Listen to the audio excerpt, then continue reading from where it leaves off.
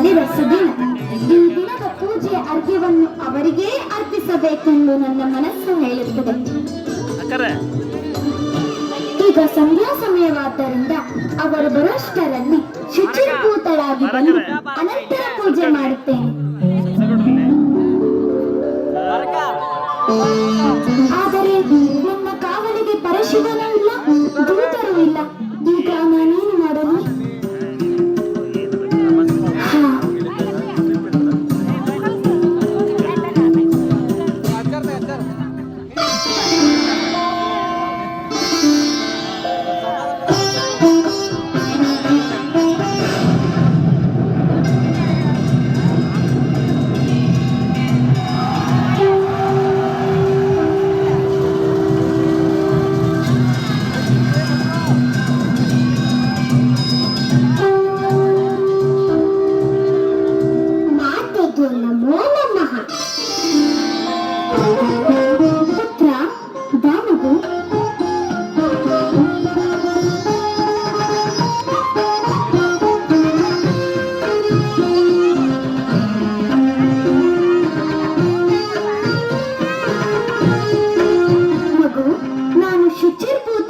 ಬರುವವರೆಗೂ ಒಳಗೆ ಯಾರನ್ನೂ ಪ್ರವೇಶ ಮಾಡಲು ಬಿಡಬಾರದು.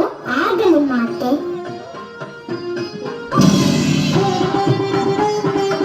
ತೆಗೆದುಕೋ ಇದನ್ನು ನಿನ್ನ ರಕ್ಷಣೆಗೆ. ನೆನಪಿರಲಿ, ಯಾರೇ ಬಂದರೂ ಒಳಗೆ ಬಿಡಬಾರದು. ಎಚ್ಚರ. ತಮ್ಮ ಕಡೆ. ಸರಿ.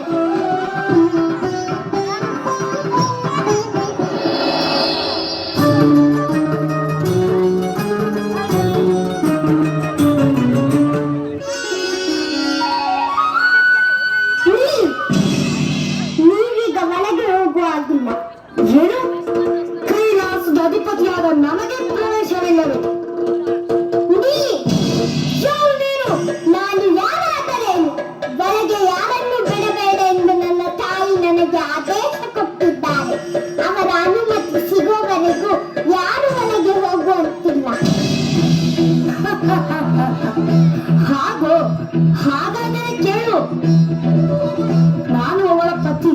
ನನ್ನ ಹೆಸರು ಮಹಾದೇವ. ಈಗಲಾದರೂ ನಾನು ಒಳಗೆ ಹೋಗಬಹುದು ತಾನೆ? ಯಾರಾದರೂ ಸರಿ, ಈ ಸಮಯದಲ್ಲಿ ಒಳಗೆ ಹೋಗಲು ಬಿಡುವುದಿಲ್ಲ. ನಾವು ಯಾರೆಂದು ನಿನಗೆ ತಿಳಿಸಿದರೂ ನನ್ನನ್ನು ತಡೆಯಬೇಡ. ಸುಮ್ಮನೆ ನನ್ನನ್ನು ಕೆರಳಿಸಿ ಅನಾಹುತಕ್ಕೆ ದಾರಿ ಮಾಡಿಕೊಡಬೇಡ. ಸರಿ, ಇಲ್ಲದಿದ್ದರೆ ಈ ನಿನ್ನ ತ್ರಿಶೂಲದಿಂದ ನಿನ್ನ ಶಿರಚ್ಛೇದ ಮಾಡಬೇಕಾಗುತ್ತದೆ. ನನ್ನ ಬಳಿಯೂ ಆಯುಧವಿದೆ. ಹೋರಾಡಲು ನಾನು ಸಿದ್ಧನಿದ್ದೇನೆ.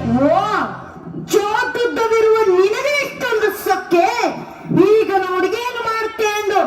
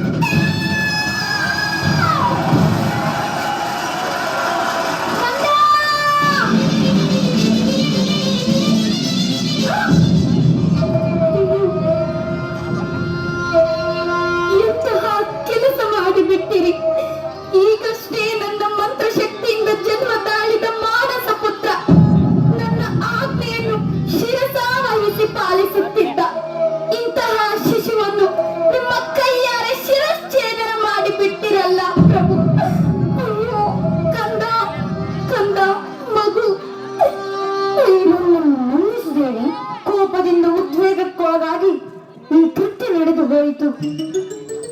ದುಃಖಿಸದಿರುತ್ತೇವೆ. ನನ್ನಿಂದಾಗಿ ನಡೆದ ಈ ಅಚಾತುರ್ಯಕ್ಕೆ ನಾನೇ ಇದಕ್ಕೊಂದು ಸರಿಯಾದ ಮಾರ್ಗವನ್ನು ಹುಡುಕಿ ನಿನ್ನ ಮಗನನ್ನು ಬದುಕಿಸಿಕೊಡುವೆ. ಯಾರಲ್ಲಿ ಈಗಲೇ ಉತ್ತರ ದಿಕ್ಕಿಗೆ ತಲೆ ಹಾಕಿ ಮಲಗಿರುವ ಯಾವ ಪ್ರಾಣಿ ಅಥವಾ ಜೀವಿಯೇ ಇರಲಿ, ಅದರ ಶಿರವನ್ನು ತೆಗೆದುಕೊಂಡು ಬನ್ನಿ. ಹೀಗೆ ಜಗನ್ಮಾತೆ ಪಾರ್ವತಿಯಿಂದ ಸೃಷ್ಟಿಯಾದ ಬಾಲಕನಿಗೆ ಶಿವನು ಆನೆಯ ತಲೆಯನ್ನು ಜೋಡಿಸಿ ಮತ್ತೆ ಪುನರ್ಜನ್ಮ ನೀಡಿದನು.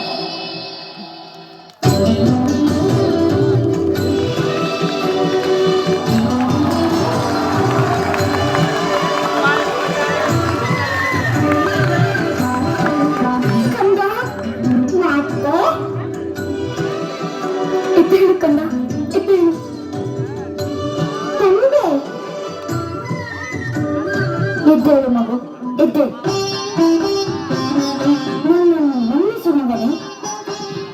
ನೀನು ಯಾರೆಂದು ತಿಳಿಯದೆ ನಿನ್ನ ಮೇಲೆ ಪ್ರಹಾರ ಮಾಡಿದೆ.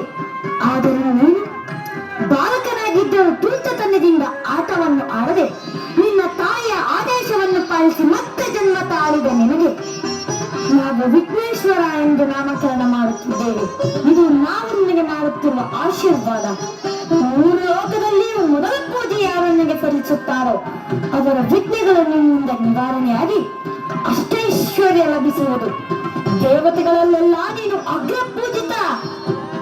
ಅಷ್ಟೇ ಅಲ್ಲ, ಸಕಲ ಗಣಗಳ ಅಧಿಪತಿ ಗಣಪತಿ, ವಿಘ್ನ ವಿನಾಶಕ, ವಿಘ್ನೇಶ್ವರ, ವಿನಾಯಕ.